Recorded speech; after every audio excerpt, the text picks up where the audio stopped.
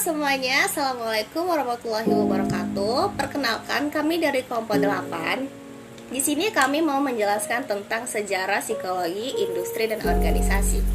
Sebelum itu, perkenalkan, saya Dara Syahrani Hasibuan sebagai moderator, dan ada teman saya Eliza Carolina, Hayatun Nufus, dan Cun Salasya Fari. Untuk itu, jangan lupa untuk tonton video kami ya teman-teman. Pertama ada pengertian psikologi. Secara etimologi, psikologi berasal dari dua suku kata, yaitu psycho yang berarti jiwa dan logos yang berarti ilmu pengetahuan. Jadi dari dua kata tersebut dapat diartikan psikologi adalah ilmu pengetahuan tentang jiwa atau singkatnya ilmu jiwa. Konsep psikologi dapat ditelusuri jauh sebelum masa Yunani kuno, sebelum Wundt mendeklarasikan laboratoriumnya di tahun 1879 yang dipandang sebagai kelahiran psikologi sebagai ilmu. Psikologi sendiri telah dikenal sejak zaman Aristoteles sebagai ilmu jiwa, yaitu ilmu untuk kekuatan hidup atau Lebensbeginsel. Pengertian psikologi industri dan organisasi. Menurut Munandar tahun 2001, psikologi industri dan organisasi merupakan suatu keseluruhan pengetahuan atau a body of knowledge yang berisi fakta, aturan, dan prinsip-prinsip tentang perilaku manusia pada pekerjaannya. Menurut Bloom dan Mayor pada tahun 2000 mendefinisikan psikologi industri dan organisasi sebagai penerapan atau perluasan dari fakta dan prinsip psikologi pada masalah-masalah manusia yang bekerja dalam lingkungan bisnis dan industri. Dua peristiwa penting sebagai awal mula dikenalnya psikologi industri dan organisasi. Pertama adalah terbitnya buku karangan Walter D. Scott, The Theory of Advertising pada tahun 1903, yaitu dipandang sebagai buku pertama yang membahas tentang psikologi sebagai suatu aspek dari dunia kerja. Yang kedua itu pada tahun 1910, waktu hidup Hugo Musterberg menulis buku Psychology and Industrial Efficiency yang kemudian diterbitkan di Inggris pada tahun 1913. Sebelumnya, pada tahun 1997, seorang psikolog bernama W.L. Bryan menerbitkan makalah tentang bagaimana petugas telegram mengembangkan keahlian dan mengirimkan dan menerima kode-kode Morse. Psikologi industri dan organisasi berkembang pada awal tahun 1900. Perkembangan paling pesat dimulai saat Perang Dunia Pertama. Terdapat banyak tentara yang akan diseleksi. Para psikolog industri dan organisasi diminta untuk melakukan perekrutan serta menempatkan calon kandidat pada posisi yang paling sesuai.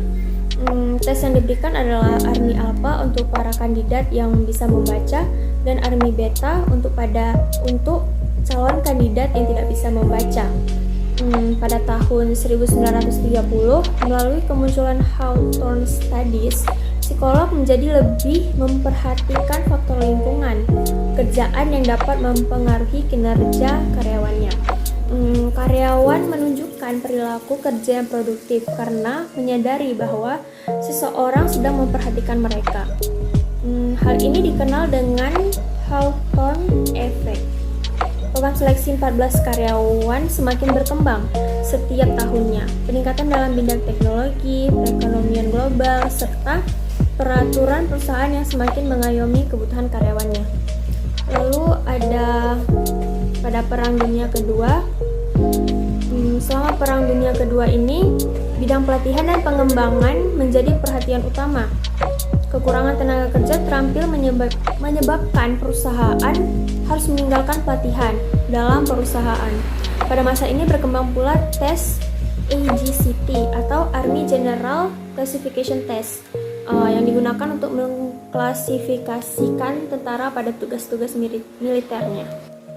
Selanjutnya, pada tahun 1960-an, penerapan psikologi di bidang penjualan mulai berkembang dengan pesat, menurut Munandar 2001. Perilaku manusia sebagai konsumen diteliti dan kebiasaan membeli serta proses pengambilan keputusan untuk membeli dikaji dan dicarikan aturan-aturan umumnya. Periode ini ditandai dengan digunakannya sensitivity training dan C-group untuk para manajer, menurut Amut 2004. Tahun 1970-an, isu-isu psikologi organisasi tentang motivasi dan kepuasan pekerja mulai mendapatkan perhatian luas dan teori-teori tentang perilaku pekerja dalam organisasi mulai berkembang. Terbitnya buku Beyond Freedom and Dignity karangan B.F. Skinner tahun 1971 menyebabkan meningkatnya penggunaan teknik modifikasi perilaku dalam organisasi. Selanjutnya pada tahun 1980-an hingga 1990-an ditandai dengan mulai digunakannya metode-metode statistik yang lebih canggih seperti PET analysis, multivariate analysis of variance, sedangkan pada tahun-tahun sebelumnya metode statistik yang digunakan terbatas pada tes dan korelasi. Penerapan psikologi kognitif, pengaruh bekerja terhadap kehidupan keluarga dan kegiatan di waktu luang mulai lebih diperhatikan. Begitu juga masalah stres kerja yang telah lama menjadi salah satu perhatian psikologi industri dan organisasi kembali mendapatkan perhatian besar, terutama yang berhubungan dengan stres akibat kekerasan di tempat kerja. Metode seleksi juga berkembang dengan pesat. Banyak instrumen seleksi yang dikembangkan dan digunakan secara luas. Ada sejarah masuknya psikologi industri dan organisasi di Indonesia. Psikologi industri dan organisasi di Indonesia. Psikologi sebagai ilmu baru yang dikenal dan dikembangkan di Indonesia sekitar tahun 1950-an. Ketika kemerdekaan Indonesia diakui secara resmi oleh Belanda pada akhir tahun 1949, terdapat kegiatan-kegiatan psikologi dengan menggunakan tes-tes psikologi yang dilakukan yang pertama pada Balai Psikoteknik dari Kementerian Pendidikan, Pengajaran, dan Kebudayaan RI yang mengadakan seleksi siswa untuk masuk ke sekolah menengah kejuruan teknik serta pengukuran psikometrik untuk keperluan penjuruan sekolah. Yang kedua ada Pusat Psikologi Angkatan Darat di Bandung yang menyelenggarakan seleksi dan penjurusan bagi para anggotanya berdasarkan pengukuran psikometris. Tanggal 3 Maret 1953 di bawah pimpinan Prof. Dr. Slamet Imam Santoso didirikan Lembaga Pendidikan Asisten Psikologi dan Balai Psikoteknik dari Kementerian Pendidikan, Pengajaran, dan Kebudayaan RI yang kemudian dilebur ke dalamnya menjadi bagian psikologi kejuruan dan perusahaan. Lembaga Pendidikan Psikologi berkembang menjadi jurusan Psikologi Fakultas Kedokteran Universitas Indonesia dan menjadi Fakultas Psikologi Universitas Indonesia pada tahun 1960. Bagian psikologi kejuruan dan perusahaan menjadi bagian psikologi industri dan organisasi.